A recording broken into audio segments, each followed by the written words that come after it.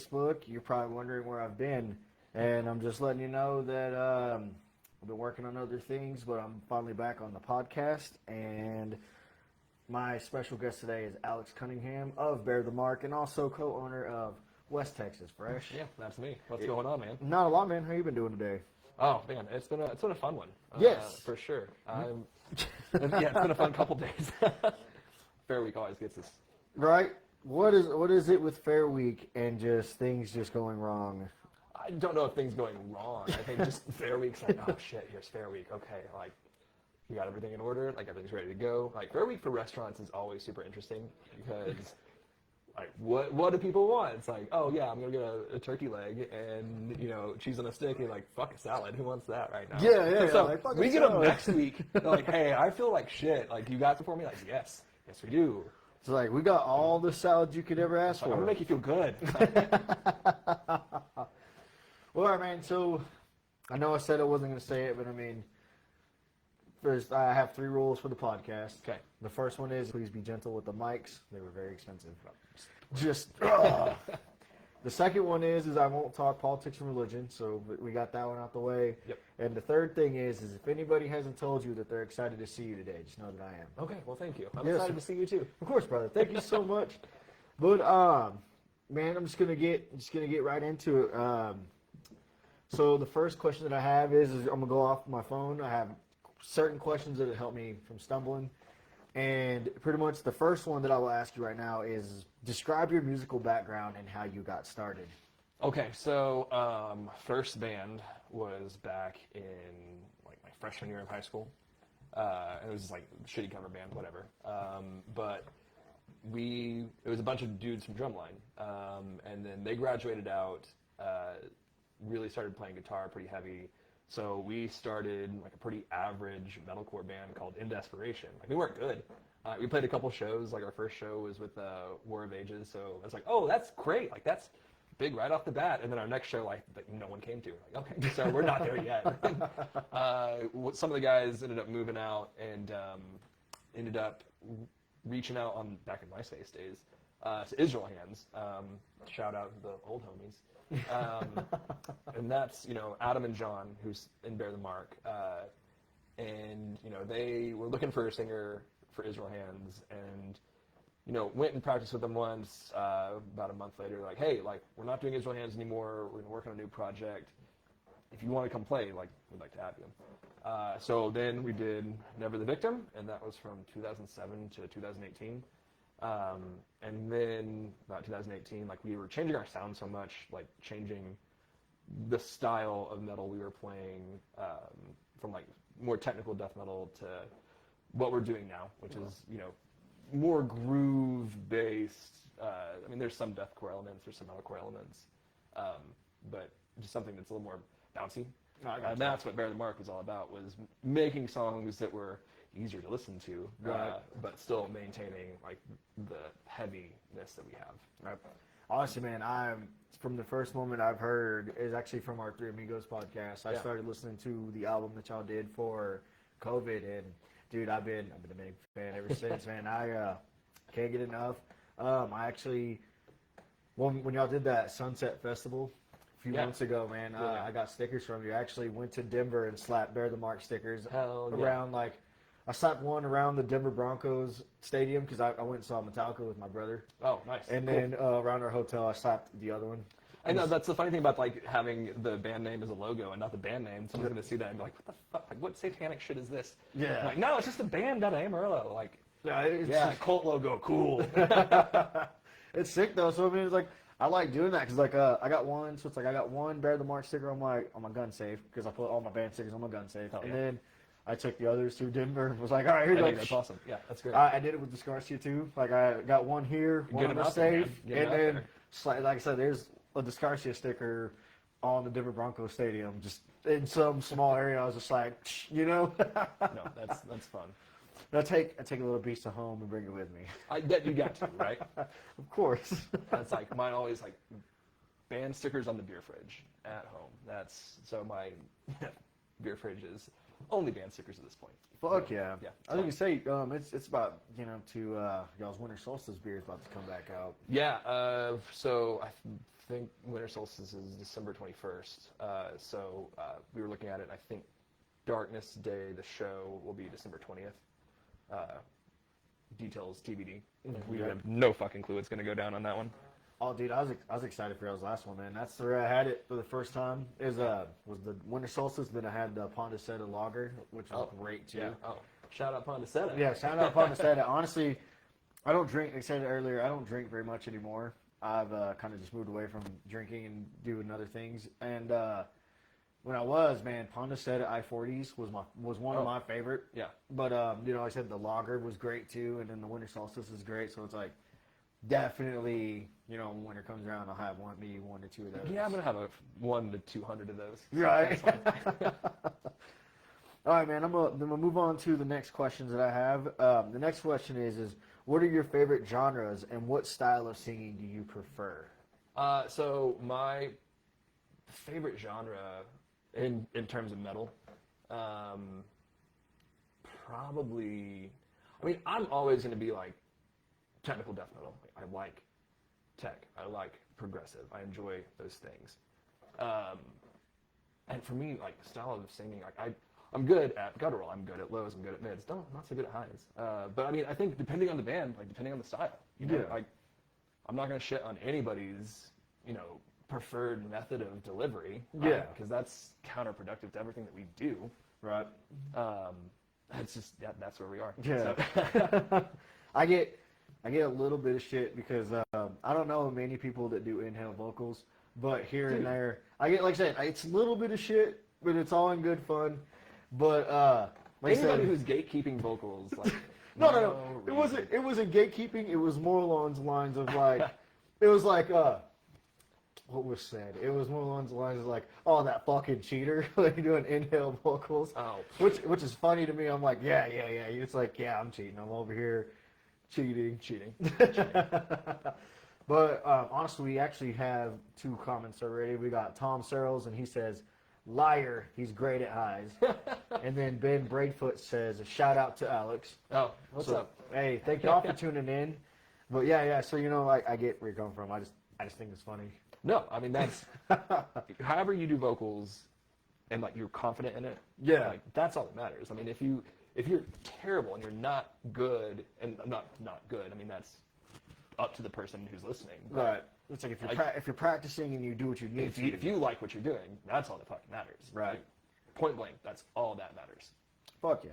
That's how I feel about it. It's like the advice you gave me at our last show was like, hey man, don't be nervous, but if you need me to, I was like, I'll just come and stare at you. And I was all like, you know what? Let's not do that. But it worked out great because once you said find someone in the crowd, that's all I did. Yeah. And so then on our choruses, I just point at some random people and then just sing and then keep going. So it's like, like I'm with I mean, there's tricks that I've learned and taught myself over the course of like the last 20 years, and I think the first couple shows I played, like I didn't look at a fucking person, or like I'd be like playing backwards half the time. You're like, well, that's not how you do it. Right, just kind of just like looking at the ground and stuff like that, not wanting to make eye contact. No, God. It was scary, but it's all like, man, as soon as we started, bro, all the nerves went right out. But it's me. Oh, okay. I'm getting a phone what's call. happening? I'm getting a phone call at the moment, but it's I'm just glad that the mic's not picking it up. So I'm just like, all right, man. All right, then. So my third question is tell me about your creative process when writing or composing songs. So as a band, something that happened this morning, Adam was working on a new riff. So he sends the riff out. We kind of talk about it. We listen to it. And then, we'll make the adjustments that we hear, send it back, blah, blah, blah. So when we go into practice, then we'll flesh that out in person. Okay. Work on that, do a better structure, continue on. And then I don't write lyrics until like this song is completely finalized. And then lyrics, I'll go in, usually we'll practice a song, and instead of like trying to sing lyrics, I'll sing like in cadence, or I'll growl, or do those things like I'll picture it in my head and say, okay, so I have like 4 syllables here, and then I've got 6 syllables here. It's like, okay, I know I can fit this much into this part, and I like the way that feels. So then I'll map it, and then go in and write the words. Okay. So after the song is already kind of put together, then you start writing the lyrics. This is my partner. Oh, I'm so sorry, everybody. No, it's okay. I will be right back. Okay. Take it away. You caught me. Sorry about that, guys. We quick phone call. So, like I said, to the 6 of you who are viewing, thank y'all for tuning in to Pacos Chingasos. I'm sorry I haven't been doing very many podcasts. I wanted season 2 to go crazy, but it has not because of other projects that I've been doing. But I promise you, I'll be giving more episodes. I'll be giving more episodes for season 2. I have a lot of great, talented people in mind that I'd love to interview, and I'm always open to suggestions to anybody else to be interviewed. Also, I will take this time to talk about September 20th. It's the Come Together Over Beef barbecue that myself and my buddy Justin are throwing. Pretty much what it is it's a free event at AC Park. You just kind of just show up and we're going to have a good time. We're going to eat some food. There's going to be new bands who are ready to debut playing for the first time. And yeah, it's just a unity barbecue to bring people together for a good time, for Kill the Summer. And thank you for tuning in to the podcast for the first time. So my podcast is about interviewing people like Alex, and my thing is I want to know about your hobbies. I've interviewed magicians, I've interviewed wrestlers, I've interviewed comedians. I just want to get together and meet new people, and I figured why not do that in a podcast to learn and make new friends and stuff like that. That's pretty much what my podcast is about. Is just meet new people and learning their stories. Oh, okay, I'm back. Yeah, man. No, it's all good. Hey, everybody. Connor says hello. So Nice. Connor's are the brains behind the operation at West Texas Fresh. Oh, nice. So whenever he's like, hey, gotta talk about something, like, okay, like that's... No, I get you. I'll wake up at 5 in the morning like, hey, I got something, like, cool, let's do it. That's fine by me. No, I get you. So, where were we? I apologize. No, you're good. So I was asking about. When the songs are pretty much majorly done, then you start going in to writing lyrics. Yeah. Do you find something like on TV or something that just gives you the inspiration through like other songs? So or that's not talking politics, right? No politics. A lot of the stuff like on Hyena was pretty like political forward, and that was just we were trapped in COVID, and it's like this is exhausting. And on the new one off of Blood Ritual, a lot of it was over the course of like 3 years of writing these songs, like inner turmoil. There's like self-doubt and having imposter syndrome and stuff like that. Like the lyrics are not happy. They're not fun. But it's like, where am I at that specific point in time is really where my lyrics lean. Okay. And I definitely write more allegorical than I would say just like, here's a straightforward song. Okay, I got you. So that's not great for sing-alongs, but it's like, this is me expressing myself. Right. It feels good. Honestly, man. So like how I see it is like someone who's probably feeling the same way that you do, and that's the first song that they hear, man. That's it through the rest of the day. It's like for me, I got into metal around 8th grade. So just growing up, I was just listening to whatever, and then like what really struck out to me was death metal. So Yeah. my first death metal band that I actually got into was Death Clock. I loved Metalocalypse and then Death Clock, but it says from there, when I'm having a bad day, it doesn't matter what's going on, like death metal is my go-to. So it's like, I'll say it now because Anthony's in the comments, good buddy of mine, love that dude. But like when I'm having a shit day, I'll put on Horde Demise, listen to Bear the Mark, Death Clock, Cannibal Corpse, Obituary. For sure. And that's just the stuff that I'm listening to because it's like that right there. It's like I'm angry enough to relate to what's going on in the songs. I get where you're coming from. Yeah. That's anger is not a bad thing. No. And again, being in a band is therapeutic for me. Like being able to have a place to output that emotion, like that's important to me. Because otherwise my brain would explode. Right, Like, right. I'm such a high stress human being as it is. Right. If I didn't have an outlet, like, ugh. Oh, dude, do you overthink like small things so bad too? I overthink overthinking. Right. So. That's exactly where I'm at. Is I overthink overthinking, and then I'm just like, ah, great, I don't overthink too far. Right. So. It's like we have jumped the shark twice. We got Stevie Ray in the comments. He says, "Love you fuckers. I love you too." Hey, thanks, buddy. Yeah, those are the dudes who actually gave me the nickname Paco. Was the class Nice. boys? Okay. Yeah, long time ago. We have to hear that story at some point. So Yeah, it was a great time. We were at a show, and they just kept asking me what my name was, and I was like, "Man, my name's Darren." Darren. They're like, man, we're never gonna remember that. So I was like, so they're like, "We'll call you Paco," and I was like, "Great, that works for me." And then been Paco ever since. So it's like when I'm at work, I tell people, "Hey, my name's Darren, but outside of work, you can call me Paco." So yeah, when I first met him, they're like, "Hey, it's Paco." It's like, who the fuck is Paco? Like his credit card says goddamn Darren on it. I'm like, I was like, hey Darren. Like, I said, no, you can call me Paco. I'm like, okay, fine. Yeah. Paco. Here we go. It's like, man, you look a little too white to be called Paco. It's like, nah, man, I'm a half breed. Okay, there it is. There we go. Oh shit. All right, so I'm gonna move into these new questions that I've actually found that I thought were pretty cool. Hell yeah.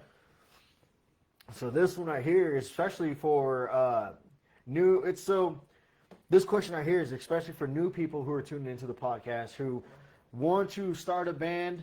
Maybe they want to do death metal, maybe they want to do something different. But this question right here is one of those where it's like, how it's giving advice to someone young and to help them mentor them into being a great vocalist like yourself. So I apologize. No, so the question is how did you develop your unique vocal style and signature death growls? Lots and lots of practice. Lots and lots of, just like in the car driving, you're like, okay, what am I listening to? And so I remember the first song I ever even tried to do was Living Sacrifice, the band, and the song was Killers. And it came off of their In Memoriam, and it was like they're breaking up, they were doing it, so they released 3 new songs, they fucking slapped. And I was like, okay, I think I can do this. And it sounded like shit, and it was not good, but it's like, okay, find the voice, find the volume, find that, and so if you're doing it, find something that you really enjoy, and don't emulate to the sense where it's going to sound exactly the same, because that's not your voice, right? Yeah. And I mean, just seriously, practice. Doesn't matter where you are. You can get a practice in within 15 minutes. Yeah. And trust me, if it's your first time doing it, it's not going to sound good, and that's okay. And that's, I've been doing it since I was 14, and I'm 34. So Nice. yeah, and I still try new stuff every once in a while. The new EP has some real interesting things that I've never done. And it's okay, does this work? And there's plenty of stuff that we tried on the EP that doesn't work. And it's you're never going to hear that shit. I guarantee you that. Because they can't even find it. Yeah, it's deep in the vault. There's about 4 people who've ever heard it. And it's not coming up. I get where you're coming from. That's kind of how I learned was is trying to emulate Trevor from Black Dahlia Murder. That's kind of where I tried to start from there, and so just getting all that practice in. Yeah, and there's so many different vocal techniques, right? A lot of people do fry, tunnel. I mean, I don't even know what the true technique that I use is. I just know I'm loud, and I know that the sound that I make is the sound that works best for me. Yeah. I can't do hardcore vocals. I can't do old school screamo vocals. I don't have that register. And I think knowing where you are and finding what suits you best is important. Because if you're trying to do stuff that just doesn't work for you, it's never going to be what you want it to be. Right. So that's, I've tried a whole bunch of different things, and I now know this is what I'm good at. This is what I struggle with. This is what I get better with. So that's the stuff I would say. Yep. Hell yeah. So start a band is what I'm saying. Start Be a a band. vocalist. Get out there and do it. So before I get into any more questions, we actually have these comments are coming in so fast. I'm like trying Oh, to look at you and look over back. So forgive me if I'm looking like, you know what I mean? Like, oh, No, like, you're good, dude. crazy eyes from fucking Big Deeds or Mr. Deeds. Mr. D's, yes. Yeah, he's Oh all my gosh. like, no, man, I'm talking to that squirrel behind you. Anyway, so the first comment is from Jill Marie, and it says, hearing the music described as bouncy checks out. It's so danceable for heavy music. Yeah, that was always the goal, because we were doing like a bunch of weird time signature shit, and it's like, let's put that in 4/4 and 6/8, and like let's write pop songs that are just heavy as shit. Right. That was bear the mark through and through. Hell yeah. The next comment is from Anthony Pierce. It says, I sounded like I was hitting puberty again when I first started. Yeah, and that's definitely like your voice is gonna crack. I mean, there's so many takes on like everything I've ever done. It's like that's not good enough. That's not good enough. Like if you knew how many times I said fuck like during one song, like we used to have a counter. It's like, oh, it's in the thousands like for each EP. Just like Right. bad take, bad take, bad take. So yeah, He's like, it takes time. right. And then Montana Joe says, when is the next Bear the Mark show?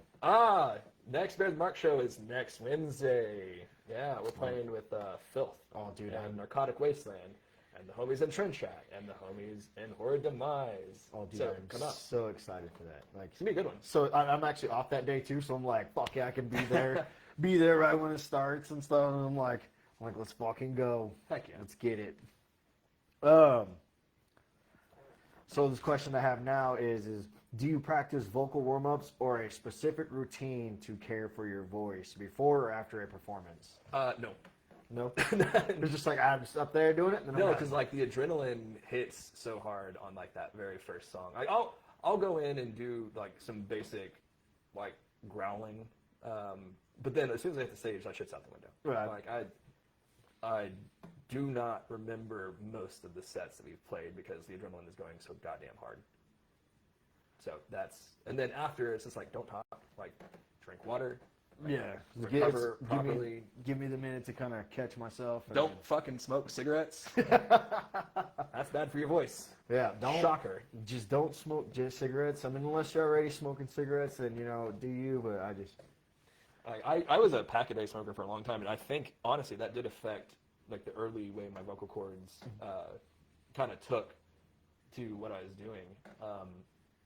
And, yeah, I cannot say don't do that enough. Like, don't do it. It's bad for you. It's bad for you. But bad if you for like you. smoking, smoke away. Anthony Pierce says, blasphemy. All right. That's a good one right there. What is the lyrical and thematic inspiration? And actually, I asked that earlier. Yeah. Yeah, I asked that earlier. So So we my, do it again. my bad. My bad. Good, dude. He said these questions are AI generated. They just come and go, and I'm like, oh, that's cool. And then it's like, oh, okay, that's cool. Oh, so that one's a good one. Okay. I'm pretty sure a lot of people don't know that. What do you do for recreation or relaxation outside of music? So I've recently started doing CrossFit. My girlfriend was doing it for like the last 2 years, and she'd been like egging me on, and I was just like standard lifting over at Town Club. And then about 2 months ago, started doing that. It's exciting. It's also good. extremely painful. I was gonna say So- a good. I'm sorry. No, you're A good. good workout. Yeah, I mean, I'm a foodie, so like going out and trying new food is always like that's something that's fun for me. I think movie buff, music buff. I like to like read. Like I'll just go pick up a book and just like zone out, be by Nice. myself. But those, yeah, I mean, outside like being in Bear the Mark and then working at West Texas Fresh, like there's very little time. Like, oh, let's go do something. Like, Right. no, I'm going home. Like, I like to be at home. It's like I want to go and relax on my couch or in my bed, just hanging out. Like, hang out with my girlfriend. Like, that's fun. Yeah, Like, no, that's always a good time. and she has quit drinking, so it's like there's not a need for us to like go out and spend money. It's like getting to hang out with her. Like, that's awesome. That's I super mean, fun. do you ever go out to check out the movie theaters every now and then? Yeah. Like, if it's the right movie. Like, I want to go see what is it, The Long Walk. I think that just came out. Oh, yeah. Stephen King. So I'm going to drag her to that at some point. Also really like bowling. So if you guys want to start a metal bowling league, Let's do it. Let's do it, man. I'm all in on that. It's funny because it's not something that I've fully talked about outside yet, but other than this barbecue, I'm also me and my buddy Shiloh are also doing an WWE 2K tournament. Oh hell yeah! And so what it is the tournament. It consists of 10 to 12 people, and what we'll do is we'll play the brackets, and the two people so first place and second place,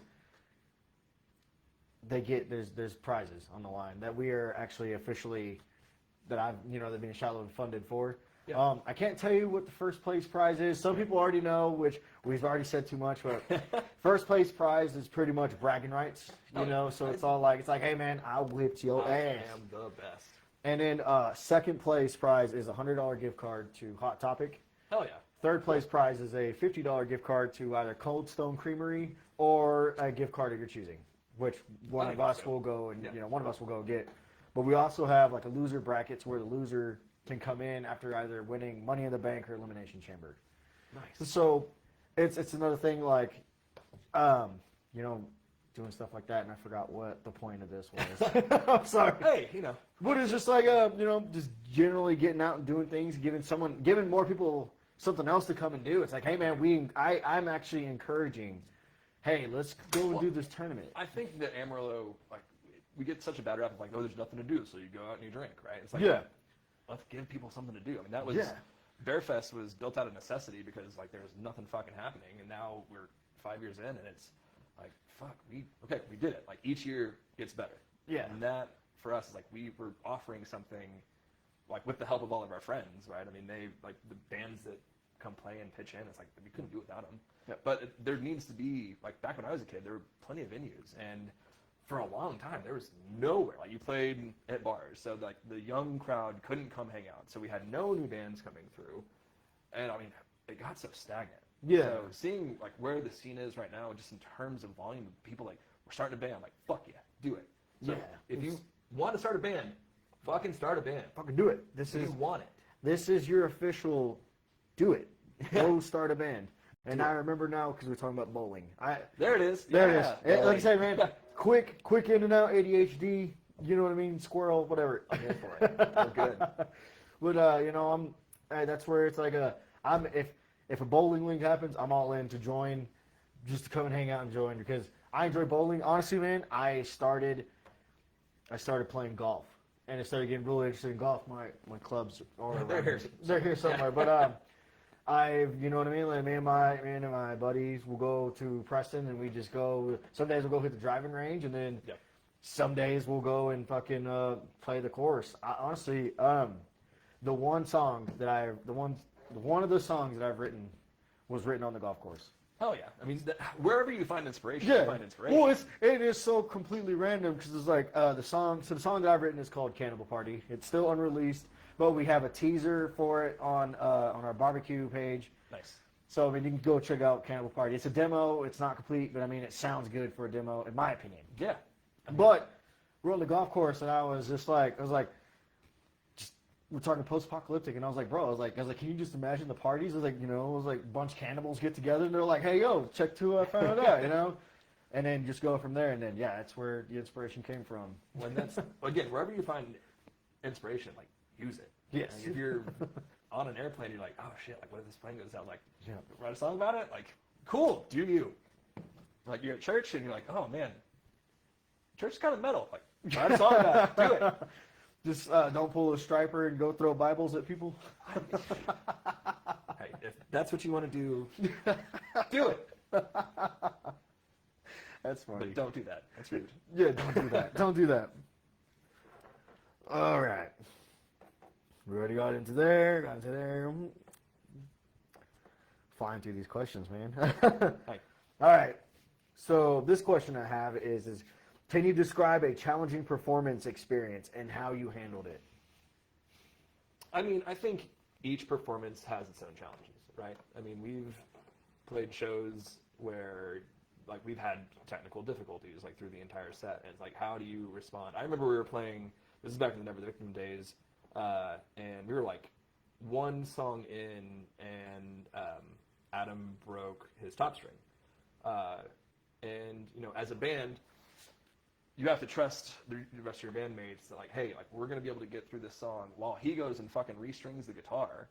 And it's like, stuff like that, like, we're not going to stop. Like, I've seen enough bands like, hey, give us 10 minutes. Like, no, motherfucker, like, we're on a time crunch here. Yeah. And so when stuff happens, like, you have to trust the people that you're playing with. And, you know, by the end of the song, he had restrung that guitar, and he was back ready to play the next song. I mean, there was one of the first times we played in Lubbock at Jake's, John's cymbal stand, like, completely just fell. So I remember, like, oh, shit. So I grabbed the mic, and I grabbed the stand, so I'm, like, kneeling down, doing vocals while he's hitting this motherfucker. And it's just, like, how you react, and, like, yeah, you can freak out and, like, lose your shit. Or, like, if you are capable of maintaining some semblance of, like, understanding, like, you're gonna get through that set, no problem.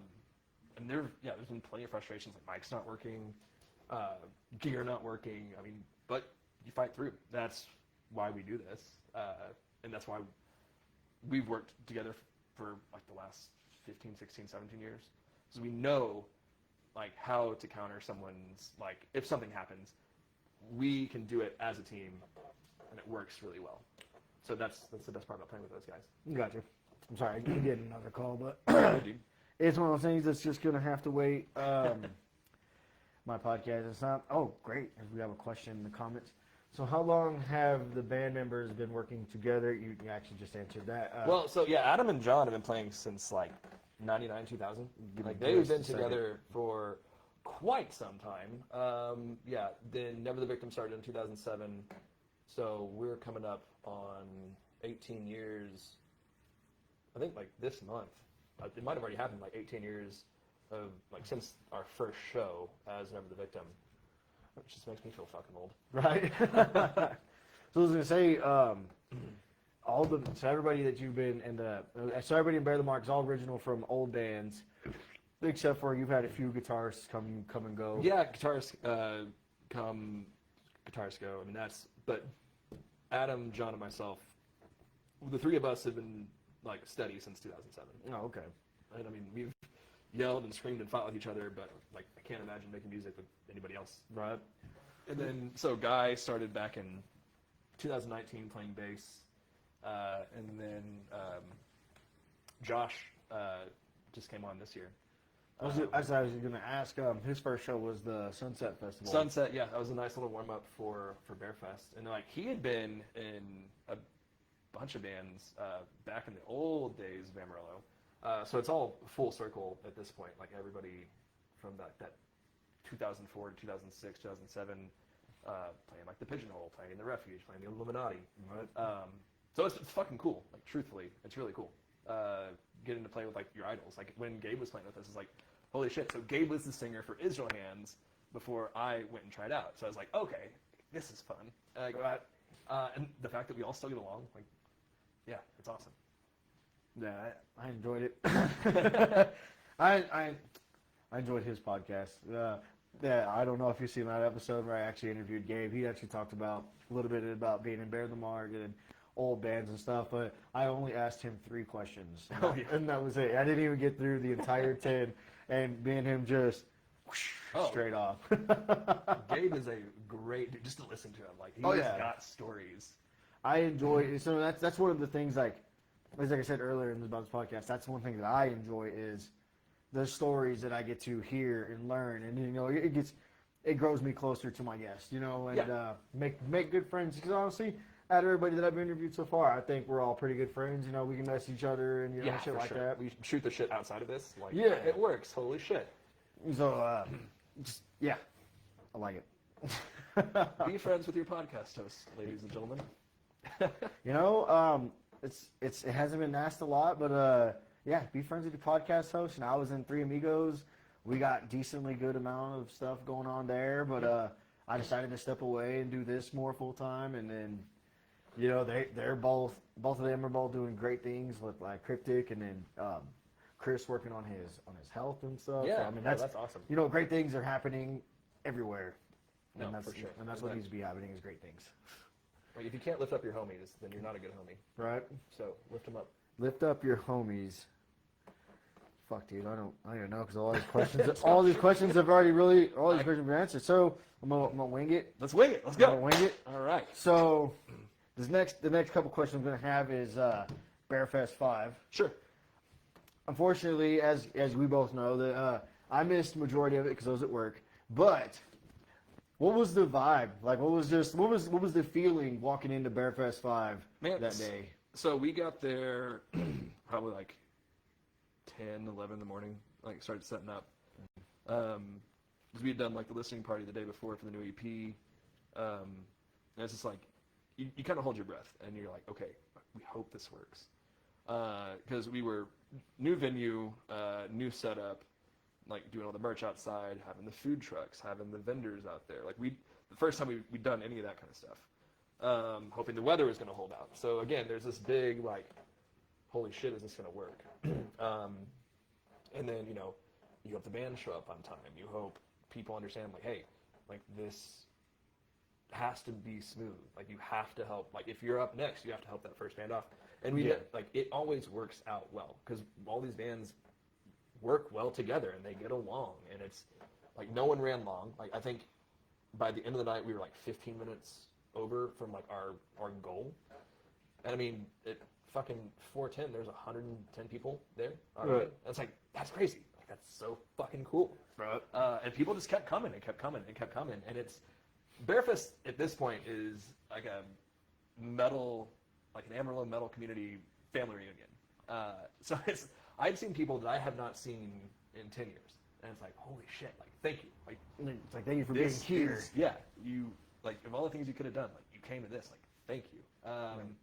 And, we, from year 1 to year 5, like, I mean, it's changed a little bit, but it's still, like, this is a celebration of Amarillo. I mean, again, when we were talking about it, like, Bearfest 1 was a necessity just to have a show, like, after COVID restrictions were up. And we reached out to a ton of people, and we got, like, 4 responses, like, fuck yeah, okay, like, we're stoked on that. And year 2, we got a couple more bands. Year 3, we got a couple more bands. Year 4, we had 9 total bands. And then this year, so we moved it to the different venue, started earlier, got done earlier, so we only did 8. But it's like, we had so many people hit us up, and it's like, damn. So it's like, do we need to do 2 stages next year so we can have more bands play? Right. And it's like, how do we support all these new bands in town? And it's like we don't just pick the homies. It's like, we want people, like, the bands from out of town. We want to introduce, like, our friends that we've made, like, along the way. Like, come check out Amarillo. Like, Amarillo's got a cool fucking scene. Oh yeah. It's like, I liked this lineup this year because I got to, so it's actually this year I started coming out to more of the shows again. Yeah. So when I was younger, I used to go out to the War Legion all the time and stuff, and then I've always been one of those dudes where I was like, if it's a feeling or something, I'll fall out for a long time and kind of lose contact. But it's like, this time I've tried to better myself and get out there and do it. So it's like, I've made more connections this year alone by getting out there and just being like, hey man, a podcast, blah, blah, blah, blah, check out bands and just being a man of my word and saying, hey man, let me get out there and do that. Like, I'm stoked. And so this year's lineup, I was super stoked because, like, I got to see World War for the first time. Yep. Just a couple months ago here, and then they're like, oh, we're gonna be at Bearfest. It's like, oh, great. I didn't get to check them out at Bearfest because fucking work, but like, I got to see footage of Bastion, and they sounded sick and looked sick. Bastion is fucking cool. Berserk putting on a good performance as always. Discarcia putting on a good performance as always. I was super excited to see that Odd Rot went from opening to third, which is super cool. Like, Odd Rot was always, like, they've been since day one. Like, I love the dudes in Odd Rot. And they just were like, yeah, we'll open. And it was like, fuck it. Like, I want them to, like, headline next year and be like, hey, like, let's step back. Let Odd Rot do it. Let them be the headliners. Yeah. Because they fucking deserve it. Go listen to Odd Rot. They are doing some really cool shit. And I think that was the other cool thing about Bearfest is, like, no 2 bands sounded the same. And it's like, you get to see all these different styles and different concepts. Like, if we all just played the same, like, we all just sounded like Bear the Mark, it'd be kind of boring, right? Yeah. It's like, oh, I got to go see Bear the Mark, and oh shit, it's Bear the Mark on the, I was like, oh, there's also Bear the Mark, cool. So getting to play with different bands, and like, I would say every single one of those bands, like they are our friends, and that's important to us. Is like maintaining relationships and being good hosts and good stewards, like to the scene. Because Bearfest is a celebration of Amarillo and of the Amarillo scene. Yeah. So it has our silly name attached to it, but Bearfest is bigger than Bear the Mark, and that's good. Like we want people to feel seen and supported, like through this. Yeah, it's one of those things where it's like you can ask 9 out of 10 people who are in the metal scene, like, hey man, what local event during the summer are you excited for? And you're gonna get Bearfest 9 times out of 10. Yeah. And so it's one of those things where it's all like, I'm super excited for next year's Bearfest because I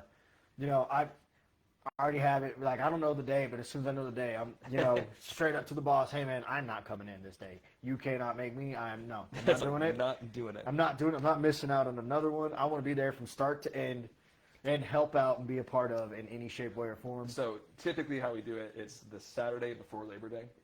That's just how it's fallen on the last like 3. Because it's like, summer is starting to wind down. It's not incredibly hot. It says, compared to that room on the night, it's like, oh shit. Oh yeah. It was muggy. Oh yeah. I remember, like I said, dapping people up and just being like shirt covered in sweat. And I'm just like, hell yeah, man. It sounds like, having a good time. Yeah. So hopefully we'll do it outside next year and it'll be nice. And like nice little evening breeze comes through. And right. It doesn't smell like a junior high locker room. It's like you gotta tell people at between sets, hey man, I run out and put more deodorant on. Yes, please wear deodorant to any show, not just a metal show, any show. And just let that be known. I don't know what the weather is going to entail Saturday, but if you're going to show up and hang out with us and see new bands who are ready to debut, deodorant. It's a courteous thing to do. It's not a suggestion, and it's not me being an asshole. It's just me saying, do your thing. Smell good, do your thing. But the reason why I wanted to talk about I'm gonna get right back to Bearfest. I want to talk about the barbecue games because my co-host Justin is actually in the comments. So what's up, Justin? How's it going, man? Hope your night is good. What's up, buddy? And also I have another question in the comments that's not related to Bearfest, but like I said, I'm gonna come back to Bearfest. But before I do this question, it's for the barbecue, Saturday, September 20th, we're gonna be at AC.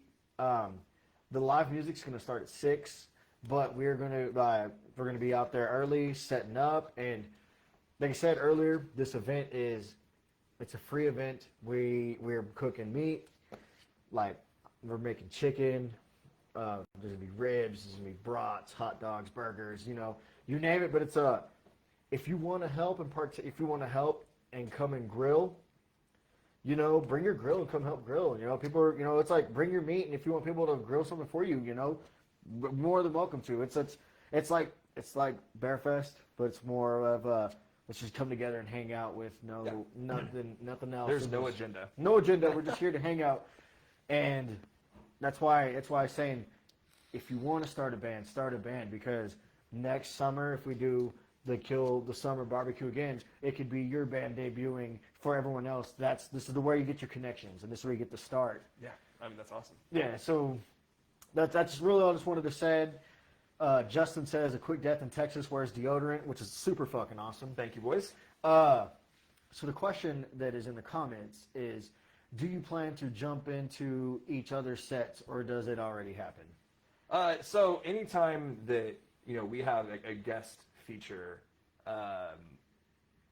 it's something that's on a recording. So like when Tom Sarles will come and do his part during Blasphemous Retribution, it is a recorded part that is for him. When Anthony comes out for Absolute Desolation, that is Anthony's part. When Christian comes out for Oppressor, that's Christian's part. There's some on There's Only Suffering, we want everybody up there. Yeah. So it's a mix and match of it's planned, because that's just good to know.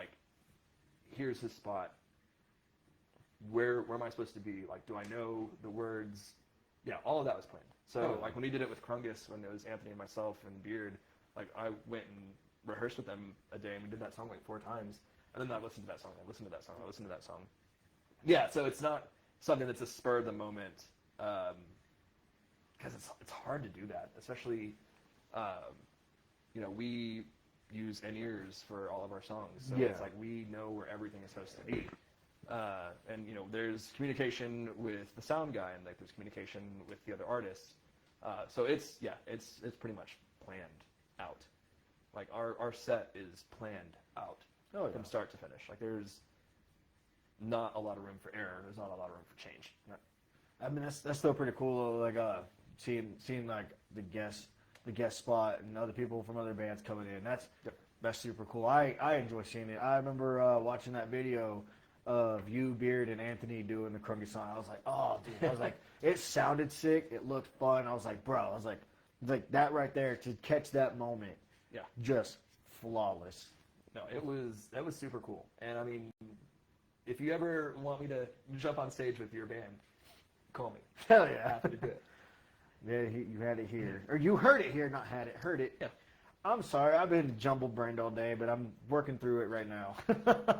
We're good, dude. So, you've heard it here. If you want Alex to jump on one of your songs, all you gotta do is just call and ask. Yeah, I'm happy. I'm here. Fuck I want to support you. Fuck yeah. And I like hearing that. That's super awesome. But now, I'm gonna move back to Bearfest. Sure. So, with Bearfest 6 coming up, if you had a choice to have like a major headlining band to come and play Bearfest, what would be that one that you would be like, you want to? Because I believe, in my opinion, with how Bearfest is going now, and I mean, y'all had it on the news and everything like that. That's crazy. It's getting traction, I mean, so that's the question is like, do you go with what is modern and popular, or do you go with like a nostalgia factor? Because I've reached out to some bands like from the 2000s and like the early teens, like old bands from Amarillo. I was like, would you ever think about like doing a reunion set? I think for me, for Bearfest specifically, since it's a localized thing, it'd be really cool to have some old bands come through and be like, hey, one time, the only time you're ever going to see this set is at this show. Like if you were going to go, like, do I have a budget, or is it just like, is this? Do you want like what's my perfect headliner? What's your perfect headliner? Yeah, I don't have a budget set or anything. Oh man, like that's such a hard question, right? Like, 'cause it's like, if there's no budget, then I'm gonna say, I don't know, fucking Behemoth, or like bring the light show. Yeah, that'd be sick. Or Power Trip. I mean, realistically, I really don't know, because you'd have to look at like what tours are going on, what festivals are going on, like who's in the area. Because when Summoning the Lich came and played Darkness Day last year, that was bucket list band for us, because we love those guys. Oh, they were like, yeah, let's do it. It's like, holy shit, okay, we got Summoning the Lich. That's super cool. So it's going to be a band like that. Like next year, if we have like a headliner, it's going to be someone that's not huge, but someone who's like, they deserve to be heard. Yeah. Right? Yeah. I mean, have you ever heard of I Am? I've heard a little bit about them. I Am's, out of like the Austin, Dallas area. They're fucking sick. I would love for them to come, or check out Rickshaw Billy's Burger Patrol. Okay. Some crazy shit out of Dallas. Really fucking good. Stuff like that, and it's like, I don't want this to turn into like a $40 ticket, Yeah. I mean, if Tony's ever in the chat, the Acacia Strain, but again, like, keeping this cheaper is a reminder of like what once was, because the first Bear Fest was $5. Yeah. We're like, we're never going to go off $5. And like, we have too many bands to not go off $5. So I think, if there's going to be a headliner, it's going to be someone that we all love, like unilaterally as a band. Yeah. But it doesn't have to be somebody big. It can just be someone that's like, hey, like, we're in the area. Like, fuck yeah, let's do it. I'm honestly, man, since we're talking about that, there's really one band who I'd love to see come to Amarillo, because I think it'd be great because I'm pretty sure they would let locals open up. But it'd be a hell of a show. Fucking seeing Municipal Waste at the Atomic Yellow. Yeah, but do you think the Atomic Yellow could hold them? Like, that's gonna be a big old crowd. Oh yeah. I mean, outside most definitely. But I see it as if Municipal Waste came here and they did the Atomic Yellow and they did the outside venue. Oh man, that place is gonna be popping. It's people are gonna be stage diving, dancing everywhere. It's just it's one of those things where I'm like, oh dude, this is fucking sick, because it's like I was excited to see Upon a Burning Body come here, and I was like, oh shoot, this is fucking sick. So that was the same as like, I'd love to see And that's what I think, you know, whoever plays Bearfest next year, it's like, it's going to be fucking exciting. Like, it's going to be, if it's a new band, that, you know, this is the first time a bunch of people are hearing them. And, like you talked about Bastion. And it's like, a lot of people had never seen Bastion before. And they fucking kicked ass. And so many people are like, this is exciting. Like, they want to come back. That's, like, if we do a headliner, I want it to be something like that. I don't, like, it doesn't have to be this huge, I get you. You know, behemoth of a band, literally. But someone who, like, the scene is going to be like, that was crazy. I cannot wait to see that again. Right, it's like, let's get more of that here. Okay, I get you. I see. So for me, that's more important than having, like, a big name come through. That's like when Unearth came through. Like, that was crazy. Right, I never, you're seeing Unearth at Atomic Yellow. Like, the last time I saw Unearth was at Furnace Fest in front of, like, 4,000 people, and you're in a room with, like, 200 of your closest friends. You're like, this is fucking history. This is cool. It was a great show, too. Yeah, great show. So much fun. I enjoyed myself with that one. Honestly, man, we're talking about Somebody in the Lich. I've never heard of them before, and I'm always open to learn about new music.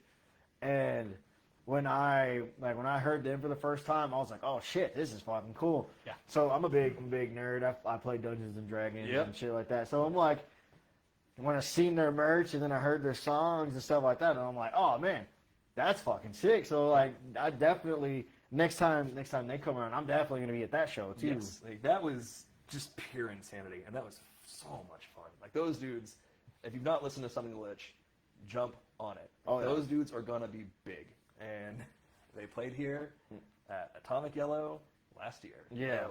5 years from now, when they're headlining giant tours, you saw them here first. Right. I bought their flag, so it's in one of these boxes around here somewhere. But it was another one where it's like, dude, I said as soon as I was done with their set, I went outside, put them in my playlist, and man, I showed like Gatekeepers on there, a Forest Feast is on there. You know, I got a bunch on there. Played Praise to the Bug, and like 5 times in a row. I'm like, I can't get enough of that song. Oh yeah, man, I like his vocals, man. He gives me those vibes of like, it's like a mixture of like Trevor when he does his highs, and then it's like when he's super low, it's kind of like, you know, he's a little bit of Corpse Grinder, but he's like here and here and here, just effortlessly. That dude has an insane vocal range and like an insane ability to do it live. And a lot of bands, like myself included, like will overdub parts, but that dude can play like basically note for note from their recordings, and it is incredible. Also, I take it back. If I can have one headliner for Bearfest 6, be a band called Wretched. Check out Wretched. They are phenomenal. Oh yeah, I'm okay. I'm adding that to the playlist. Wretched. Oh, yeah. That'd be super sick. Fuck, man. You're good. I'm sorry. So I had a question, and then it just. Whoosh. So we'll move on. So in the description, I had put that we would talk about future goals. So what is the next step for Bear the Mark coming up to Bearfest 6? I mean, so we've been, you know, shooting riffs back and forth. Like, it's always funny. You put something out, and you're like, okay, now we have to write like 4 new songs. So the boys had really been like in the lab putting together some really cool riffs. So I think write a couple songs, play a couple shows. Like, we're gonna play a couple more out of town shows. That's kind of the goal. Like, we're never gonna be big. Like, that's being in Bear the Mark. Like, we understand that we are weekend warriors at the best.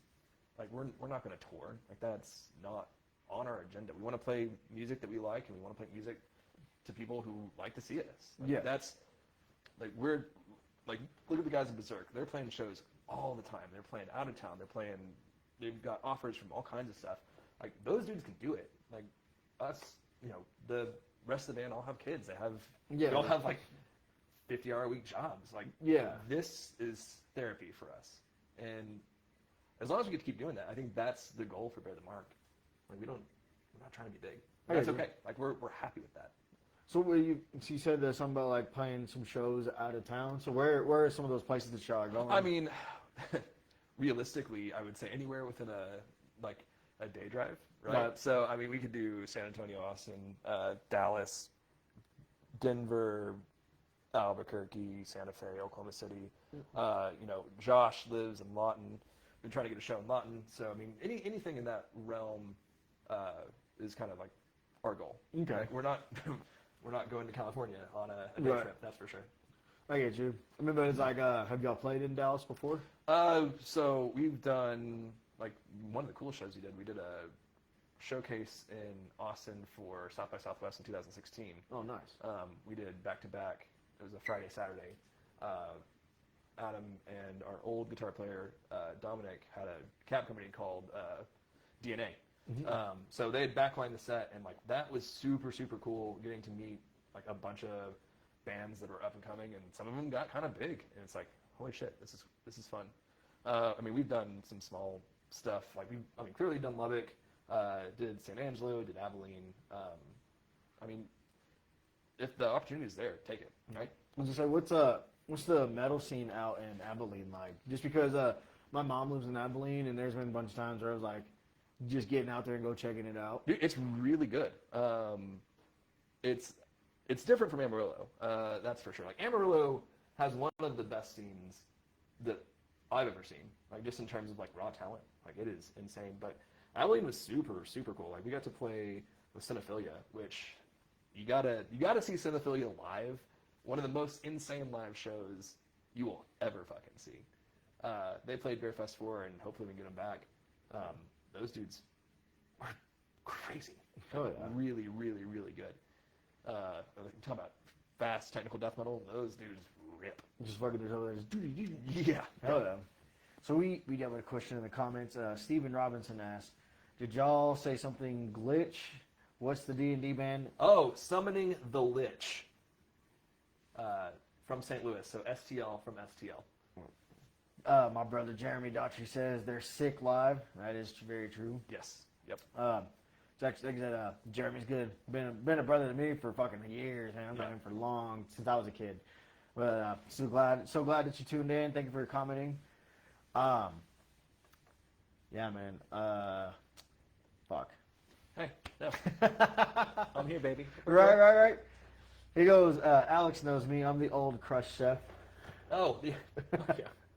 That's what Steven Robinson says. You know. Oh, yeah. What's up, dude? He's like, wait a minute. So, I remember another one that just came to me was we had y'all on the Three Amigos, and I feel like the interview on the Three Amigos, it went pretty good, but it could have been better. So when we're talking Three Amigos, you actually mentioned about playing some video games. I was actually going to ask, like, has there been any new games that you've been interested to play, and anything like that, or have you been playing something? Literally on my like 5th playthrough of Cyberpunk right now. Again? Yeah, dude. I can't stop myself. And so that's a John question. Like, you could have John on this podcast, and you could talk video games for like 4 hours. John loves video games. I mean, I'm at that point in my life where I'm like, I don't enjoy like fast-paced shooters. Yeah. Like, I want a game with a story. So I mean, I'll download some indie games off of like Game Pass or whatever. And Yeah. like, stuff like that, like seeing love put into something is very similar to music, right? Like, Yeah. That, and it's like this little developer put together like a 4-hour story. Like, oh shit, this is cool. Like, this is super similar to what we do in the terms of like how like we are creating something, no label help, that don't need it, right? Like, Yeah. we're capable of doing this ourselves. I mean, I'll go and play Stardew Valley for a couple hours just because, like, oh, this is peaceful. Right. This is nice. Like, this feels good. I mean, I'm still big into, like, city simulators, so I'll play City Skylines just to, like, relax. Right. That's nice. And then always Fallout. Like, I still haven't done 76. I don't want, like, to play with other people. Yeah. Like, that's my issue. It's like, I want to play by myself. Yes. And, like, I'm okay with that. No, I'm completely there. When I think Fallout or even Skyrim for that example, it's like these are one-player games that I want to play by myself. I don't want to play with anyone else. Yeah. But in the comments, Justin says, "Can't wait to see you fellas Saturday. We'll see you Saturday, my brother." For sure, dude. And Jeremy says, "I'm on my 3rd back-to-back Cyberpunk run." Oh, okay. Yeah. So, how do you play? Do you go Edge Runner? What's the? I'm trying to think. Like, are you a Sandevistan guy? Berserk guy? Hit me up in the comments. Yeah, we can talk later, too. Hit up in the comments. So I've only beat Cyberpunk once. I haven't had a chance to go back and play it. Did you get the DLC? I have not got the DLC, Holy shit, and dude. I've heard the DLC is great. Oh, my God. It's just one of the things, man. It's like, so the new Skate game just came out, but it's the early access of Skate. So I've been waiting for Skate since Skate 3. Oh, yeah, dude. Yeah. And so played that. Been playing that. Been playing Helldivers with Anthony and my buddy O'Neill, O'Neill to MC. Yeah. So I've been playing Helldivers with them, and then Grand Theft Auto with Well, yeah. Once Shiloh. GTA 6 comes out, Oh, I'm yeah. gonna like take a week off and just rot. Oh yeah. It's But gonna happen. Yeah, the one game through that I did, the one story playthrough that I did with Cyberpunk was I chose to be the city guy. I was the city guy. I wasn't the nomad. Corpo. Yeah, I was a corpo. And then from there, man, like I feel like I ran through the missions too quick to where I couldn't actually enjoy all the other stuff going on around me. That's when you have to do like to full completion. Like you have to do all the side jobs. You have to do the side quests. You have to see the city like itself. Because I mean, there's so much effort and thought like put into each fucking like street corner. It's insane. Oh yeah. And I mean, the launch was bad, and they kept going, and they kept going, and they kept going, and it's like I can get lost in that game, and it's You're just doing side missions and stuff. Next thing you know, it's like 4 a.m. yeah. Sadly, yes. Been there. I did that last night. playing not Cyberpunk, Helldivers. I was just going and going and going. And I was like, oh shit, it's 4 a.m. I better get off. I'm excited for that to come to Xbox. It is. It's on Xbox. No shit. Now. Yeah. Okay, cool. I've been playing it. Well, damn. Okay, here we go. Yeah, look at Anthony gives me shit because I'm on Xbox, but he's a PlayStation nerd, so whatever. Must be nice. Yeah, but so Jeremy replies, run and gun first, net runner, Okay, and then second, smart weapons currently. cool. Okay. And then Steven Robinson says, bring Bear the Mark to Florida. If he'll pay for us to get there, like, sure. Did that'd be sick? Go to Florida, Bear the Mark. No, Steven's he was the chef over at Crush like in the old days, and when I found out he liked metal, I was like, fuck yeah, this is cool. Okay, like. It's like, did we just become best friends? Yeah, pretty much. And like his kids liked it too, and I was like, okay, cool. They like Never the Victim. These kids are fucking cool. Right. Yeah, that's awesome. Yes, if you wanna bring us out to Florida, we'll play. And yeah, what's my build right now? I mean, mine's just OP as fuck. Running Netrunner with silence weapons. Oh, nice. It's kind of I was a corpo, but I tried to be a sneak character, but I was more like I'd fuck up. So then it's like grenades and stuff. Yeah. I kind of played it. I kind of did my playthrough kind of like Far Cry, which I wasn't a big fan of Far Cry, but that's what I did. Is I tried to sneak as much as I could, and then I'd fuck up, and it's like, oh, they're onto me. So it's like, all right, time to get loud and go from there. And I think with most games, like once you reach a certain level, it's just like you can walk in, bullet sponge, and take no damage. Just take that's my my final run through in Fallout. I'm forcing myself to do the railroad ending. Really? Yeah, I'm a Brotherhood of Steel dude. Really? Yes. Fascist. I love the Brotherhood of Steel. I don't know what it is. Yeah, You see the but then- penguin come in, I get goosebumps. But what is it? Who is the companion character that you play with in Fallout 4 that's part of the Brotherhood of Steel? You get Paladin Dan's. Yeah, but then him being a synth? Yeah. Dude, that's a rough one. So I always spare him. I never kill him. I spare him, but it's like Elder Maxon's all like, oh, when you kill him, I go up there and like I put the points in charisma so I can be like, yeah, he's gone. He's dead. And then I tell Paladin Dan's, I'm like, hey man, just don't be seen. Be on the deal. Yeah, just don't tell nobody that you're here. But like, yeah, so like I said, I'm forcing myself to do a railroad run through because I don't know why I didn't like the characters in the railroad characters aren't the best. Yeah. I mean, you play Far Harbor? Yes. And then Nuka World? Yeah. Okay, cool. Just making sure you full completion. I've got there. Okay. It's just one of those things. And then Jeremy just now says, fucking Corpo and Brotherhood, total fascist. Like I said, man, I'm sorry. I've been a Brotherhood of Steel guy since the PS2 Fallout games. Yeah, You remember those? Yeah, like what was it? Fallout 2, like we're top down. I thought those all computer. Well, Fallout 3 was.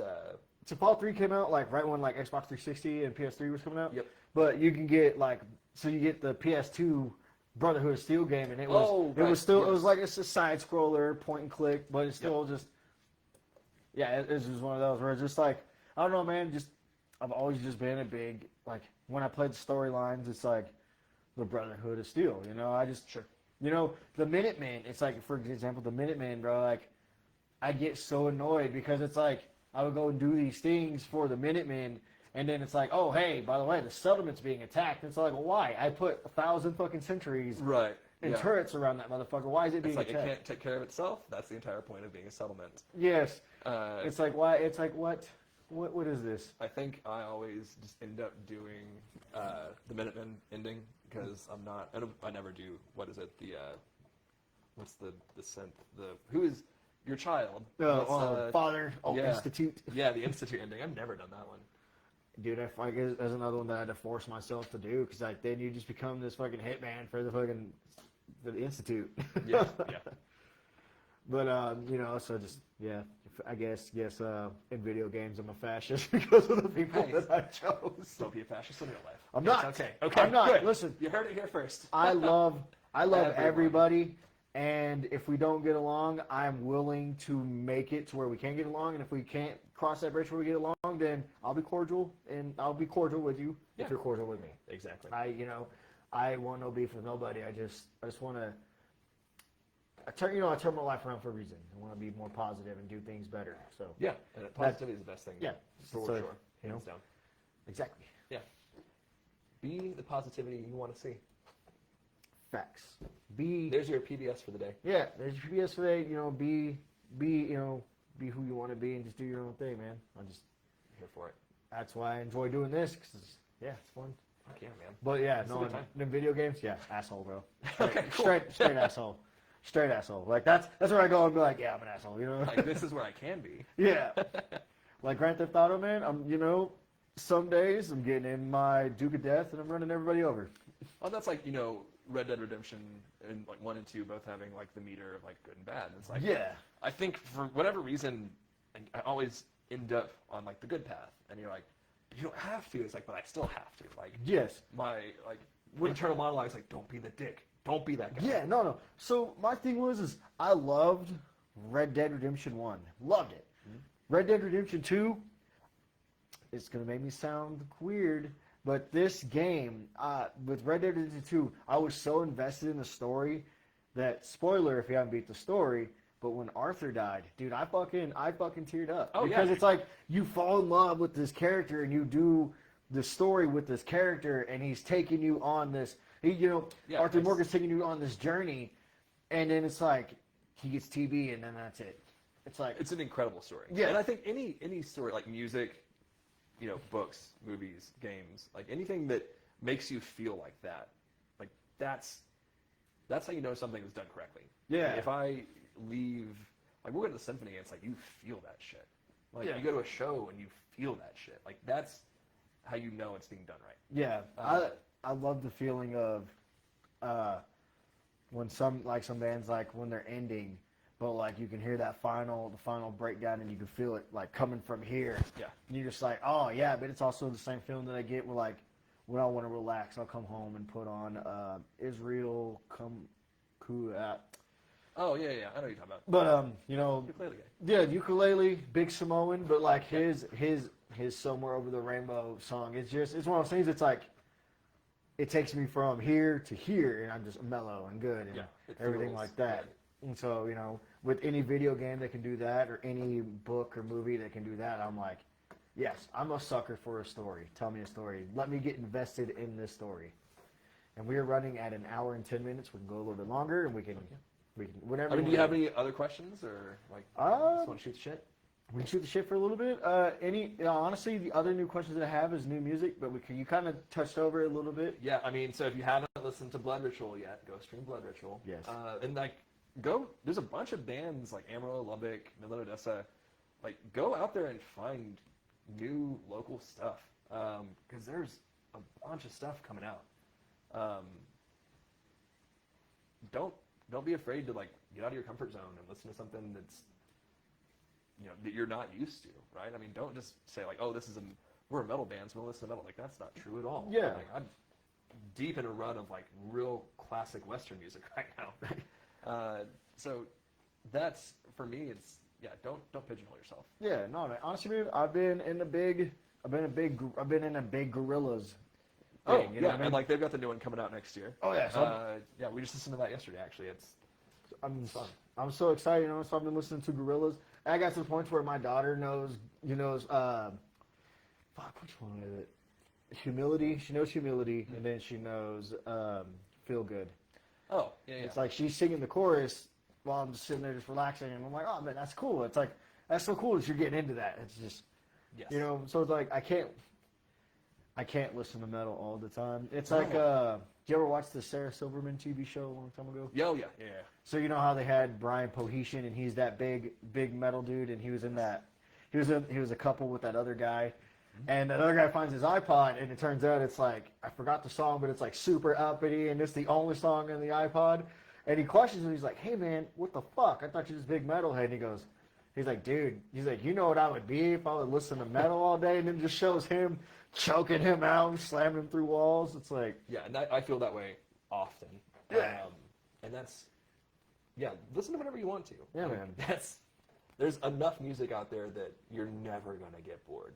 Yeah. You will never get bored listening to something that was not on your radar yesterday. Like, that's the coolest part about where we are, like in the terms of what we can listen to. Like I remember back when I was like 15, 16, and there's like Pure Volume was like something, and then MySpace really popped off. And then once streaming like really kicked in, it's like you got access to and damn near infinite list of things, and like it's impossible. Like you can never go through and listen to everything. That's super cool. Two, that's also like intimidating. yeah, Like my parents were cleaning out their house, and they found a box of like a bunch of CDs from back in the day, and I got it yesterday, and I was looking through it, I was like, holy shit, that was a trip just going like through memory lane of all these different bands that we played with, like Is Never the Victim Is Better Than Mark, but like things that I had seen as a kid.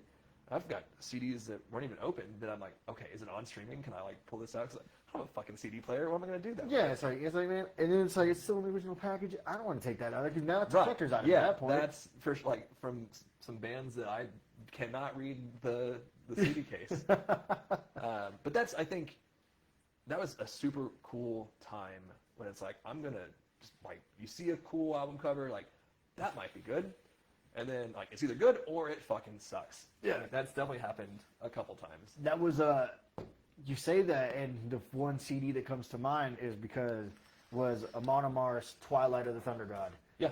Right there, seeing that album cover, I was like, dude, this dude, that's fucking Thor fighting this big ass fucking Leviathan. I was like, okay, I'm invested. What do you have to offer? And then the first song right off the muscle is fucking Twilight of the Thunder God, and it's like, okay, great. Now, so then from then on, I think that album came out, 2008, 2009? I think that's about right, yeah.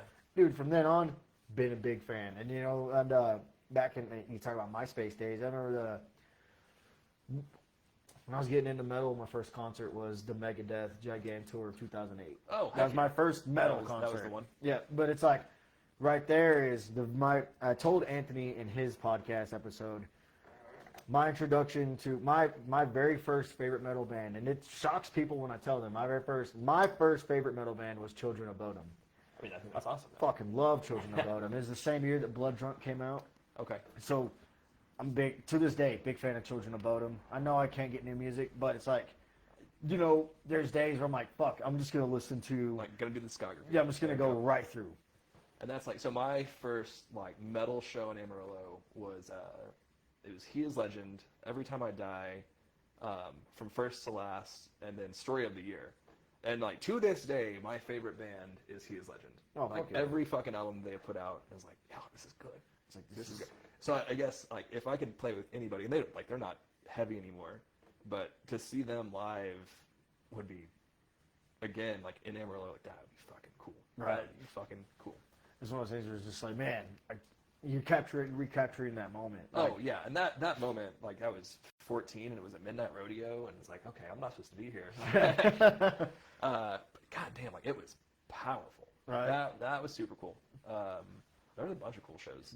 I never got to see a show at the Midnight Rodeo. And the last one I went to was Asley dying before he lost his fucking mind. Oh hell yeah! And that show was nuts. That show was fucking crazy. Yeah, like that. They're cool shows, like big shows, small shows. I mean, we've played in front of 300 people, and we played in front of 2. And it's like I look back at each one of those shows, like that was cool. Like that was fun. Fuck yeah. We have 3 new comments. Cool. So Chris Valden, Chris, how you doing, my friend? I'm glad you're tuning in. Chris goes, "What's up, guys?" What's up, man? Justin says, "A quick death in Texas." Yeah, shout out to the boys. Yeah. They're doing some cool shit. Oh yeah, dude. Fuck, dude. The dinner with Vlad. Like, Oh, yeah. Oh my god. I'm stoked on them. Dude, it's so sick. And then Zach Robert comments, "The game is over. Been her." Yeah. Oh man, shit. We should cover that. Oh yeah. I'll talk to the Bear the Mark boys because that would be fun. I really wanted to do like one Never the Victim song at Bearfest, and I got shot down. They're But- like, "Nah, that's not happening." But yeah, the game is over. Oh damn, that would be crazy. Maybe we'll throw that in there somewhere. To anyone in the comments, I have a question for y'all. It's let us know what is your first concert that you went to. We can talk about it, and then if you were in a band, what's one band that you would like to see and or co-headline with? I feel like that'd be a pretty good conversation. And that's Pretty good. good conversation starter as we're shooting the shit. Yeah, we'll shoot the shit for a little bit. I gotta go feed the dogs at some point. Oh yeah, no. I'll cut it. So we're pushing hour 16 minutes, so we can cut it at hour 30. Fuck yeah. And then but if we get some good Yeah, let's get going. some. Get in the comments. Yeah, man. This one's for y'all. And yeah, we can just stuff from there. No, and I think honestly, like the band I'm most excited to play with is the band I haven't played with yet. Like, it doesn't matter if you're big or small. Like, I'm always like, that's what's exciting for me is experiencing something the way like they want it to be seen. Yeah. Like that Filth show, and then like Narcotic Wasteland. Like, I've not listened to any Narcotic Wasteland, and I'm a huge Nile guy, so I'm really excited to see that expression from the guitar player. I'm like, this is his baby. I'm like, cool. This is going to be cool. So I'm not spoiling it for myself because I want this to be like, oh shit, like, fuck yeah, this is cool. This is gonna be bad fucking ass. Yeah. I talking about that show. I'm super excited for Filth. So I found out about them about a year ago, and just didn't. I just been listening to some of their songs, and I'm just like Chin Check is the one that I like the most. I mean, I know that's everyone's favorite, but it's like Chin Check, and then there's a few others that I'm not. It's not up here at the moment. Chin Check is just the one that came into mind. Oh, that's all right. So we got people going already. Cool. So Joe Murray says, "I was like 12 and Cannonball at the War Legion." Oh shit, yeah, we played with Cannonball a lot at the War Legion. Oh yeah. Yeah, Cannonball was fun. I reached out to the guys. I never heard back from Roper, but if I get them for Bearfest 6, like fucking Cannonball set. Bring Cannonball back to Amarillo. That'd be super fucking tight. Steve Robinson says, "Listen first, Creed, no judgment." And he's like, "I want to see High on Fire." Ooh. They were great. I got to see them, they were at the Gigantour. And so I got to see them open for God Forbid, and then God Forbid opened for Children. Children opened up for fucking In Flames, and then In Flames opened for Megadeth. So it was super tight. Well, and like talking about Creed, like Weathered was one of like, the first CDs I ever got. I was like, yeah, I wore the shit out of that CD. Like people can talk shit on Creed all day, but like there is an important time in everybody's life where like, fuck yeah, Creed. Yeah. Like, I remember we had my brother had the CD. It was one of those things where it was like, I'll give shit. It's like, oh yeah, I'm not listening to that. But you know what I mean? It's one of the things like you fuck up and you get like arms wide open in your head, and it's just like, oh fuck. Justin says, "My first concert was Asleep at the Wheel in Red River, New Mexico in 1980. damn. And then Justin also says, "Roper is my nephew." Yeah, so maybe you should reach out to Roper and see if he wants to do it. Man, Sleep at the Wheel, that's crazy. Like, that's super cool. And I mean, so truthfully, like my first concert was Weird Al Yankovic. Oh, dude, I'm so jealous. That was the first show that we saw. Like it was at the Civic Center, and my parents took all the kids. And like, you want to talk about fucking stage show? Weird Al brought it. Right. If Weird Al is ever close again, I'm going to go see Weird Al. Yeah, incredible show. I wanted to go see. He was doing a show in Dallas. I wanted to go. Weird Al's been one of my comedy and everything like that is always like based with Weird Al. So I'm like, oh, Weird Al. So my very first concert was at the Civic Center. I was 10 or 11, and it was Ted Nugent at the Civic Center, and I fell asleep during Stranglehold. Damn, dude. I mean, I get it. Like, it's a long solo that's just like, I mean, plus this was my very first concert, so I'm just like, it's like, I got to school in the morning. Yeah, it's like, this is cool and all, but. So I guess it was probably 2000 when Weird Al played there, because like Running with Scissors had just come out. Because I remember getting Bad Hair Day and Running with Scissors were the two albums that we got, and then like a week later they were doing Show and Tell at school. So I brought Weird Al CDs. I was like, I just saw this shit. This is crazy. And we were listening to it, and it's like, no one got it. And I was like, you're all looking at you like you're weird. They're like, what? What did he say? Right. Justin says, I will do, and then he also says, Weird Al is on my bucket list. It's on my bucket list too. So it should be on everybody's bucket list. You gotta go check out Weird Al. It's one of those things. It's like, who doesn't like Weird Al? You know. Sure. If you don't like Weird Al, then you can just go ahead and unfriend me. How about that? That's where I draw my line. My line's with Weird Al. We support. It was one of those things. It was like, because of Weird Al, wanted to learn how to play the accordion. Just dude, yeah. I got like a small accordion, tried it. It's like, nope, this is not for me. It makes no sense. This does not work. Did you watch his movie on Roku? No, because I don't have Roku. And yeah, because that was Daniel Radcliffe, right? Yeah. I need to. Like, there's no excuse for me not to at this point. I think you can find it on YouTube. It's fucking funny. I think on YouTube you can also watch like the Weird Al Show. Yeah. Weird. Like it lives up to the name. It's super cool though. Like, if you can find the Weird Al Show, it's odd. It is. Oh yeah. Oh, another one was UHF. Oh yeah. I loved UHF. That shit was fucking funny. The Rambo scene where he's going to save Kramer kills me every time. Yes. Yep. He's just like, just shooting shit up, and it's just like, what was the point in all that? But I mean, I think that's super cool, right? That, like, we're bringing up these memories, and like these were the things that were important for us. And look at this now. Yeah, man. Just it's fun. Here we are nerding out over Weird Al. I know. On a podcast. Like, started talking about death metal. I was like, okay. Yeah.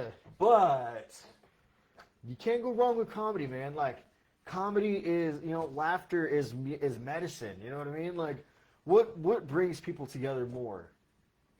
Amish paradise. Yeah, clearly. Amish paradise, but it's like, it's like music and laughter. You know what I mean? Like, it's just, you get somebody laughing, that's it. It's like, all right, just going from there. Makes you feel good. Yeah, I can't tell you how many times, like, I've made friends with people that I've never even met before, just from a joke, and then we go from there. Yep. That is. It's so easy. It's so easy. Like, you say something funny, you say something nice. Like, fuck, you just made someone's day. Yeah. Do that. Like, no reason to be angry over goddamn thing. Oh, yeah.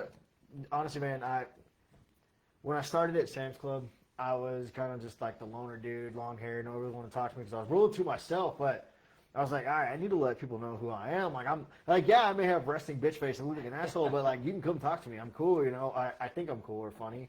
Sure. So I started with a joke with one coworker, and they came out and they were upset about something, and I was like, you know what you can't be upset about? She's like, what? I was like, you can't be upset about midgets.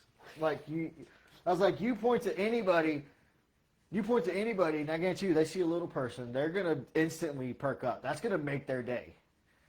I would bet there's like 1% of the population who's like, fuck you, dude. You don't get to talk about midgets. Like, yeah. Or little people, excuse us. Yeah. Sorry. Yeah, excuse me. I quote Brad Williams. There Brad Williams is all like, I'm a midget and I'm proud. You know what I mean? Like, no, but again, like, finding like common ground with like humanity, right? Like, yes. is laughter. I think it's a a language that knows no boundaries. Yes. You know, it's like if you say a joke and someone doesn't find it funny, it's like, okay, always apologize if it doesn't If line it's with what you're saying. offensive, if it's a bad joke, then just don't stand-up comedy is not for you. Yeah, stand-up comedy is you. But if it's an offensive joke, like, well, definitely, you know, if you're offended by it, please, you know, like, be like, hey man, I don't like that, and then, you know, an apology is definitely in order. But it's also, if you find that right joke, and you say it, and then you go from there, and then people, you know what I mean? Like you said, it's one of those things that, like, it's a common language that everybody, you know, everyone knows, you know. Yeah, laughter is universal. Yep. This is why, like, I'm not a big horror fan guy. Not like I love old school '80s hack and slash. I got, you know, Jason Voorhees tattooed on my arm. I love Friday the 13th, Nightmare on Elm Street. I can't do any of this new shit like Conjurings and shit like that. I can't. Dude, I'm not a jump scare guy. Yeah, I'm not either. But give me a comedy, and I don't care if it's a rom-com, an action you know, give me a comedy. You know what I mean? I'm gonna go and enjoy myself. Yeah, you know, that's laughter is medicine. Yes, like truly it is. I love kung fu movies and comedy. There you go. That's my go-to. Well, dude, thanks for having me. Of course, man. Thank you for being here. We are right there at the end of the time. So to everyone who tuned in, thank y'all. Thank you so much. I'm going to try to have another episode tomorrow. I'm going to push to get a guest tonight, and I will try to drop promos tonight for tomorrow. On top of... Y'all go follow Paco Chingasos. Of course, that too. Go follow Paco's Chingasos. Tell your friend, tell your grandma, tell whoever you want to tell. I do this podcast to get to meet new people and learn new things. And if I make you laugh, it's a plus. So. Oh, you made me laugh plenty. So Hell yeah. I appreciate that.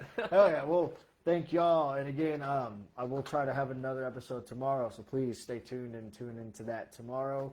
And then we'll see you all on Saturday. Yes. See you on Saturday for Kill the Summer Barbecue. Come together over beef. No more drama. Literally over beef. Over beef. Okay. All right, man. Hey. See y'all later. Peace, guys.